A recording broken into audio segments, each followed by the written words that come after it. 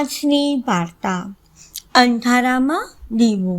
વિધાતાએ જય વિજયને પૃથ્વી પર એ શોધ કરવા માટે મોકલ્યા કે તે વર્ષે કોને સન્માનપૂર્વક સ્વર્ગમાં પ્રવેશ આપવામાં આવે.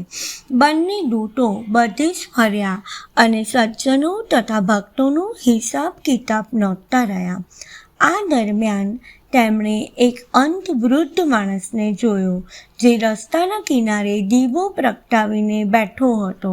દેવદૂતોએ પૂછ્યું, વૃદ્ધ માણસ, તમારું ઘર દૂર છે. આંખો ન હોવા છતાં પણ દીવો પ્રગટાવો અને રાતભર જાગવું અમને કંઈ સમજાતું નથી. વૃદ્ધે કહ્યું, જે પણ કરવામાં આવે તે પોતાના માટે જ હોય એવું શું જરૂરી છે? સંસારના બધા લોકો પણ તો પોતાના જ છે. રાત્રે નીકળનારા લોકોને ઠોકર વાગવાથી બચાવીને મને સંતોષ અને આનંદ મળે છે. સ્વાર્થી રહેવાની સરખામણીમાં આ લાભ શું ઓછો છે? દેવદૂતો બધું જોઈને પાછા ફર્યા અને જ્યારે બધી વિગતો સંભળાવી તો સર્વશ્રેષ્ઠ અંધ વ્યક્તિ જ નીકળ્યો.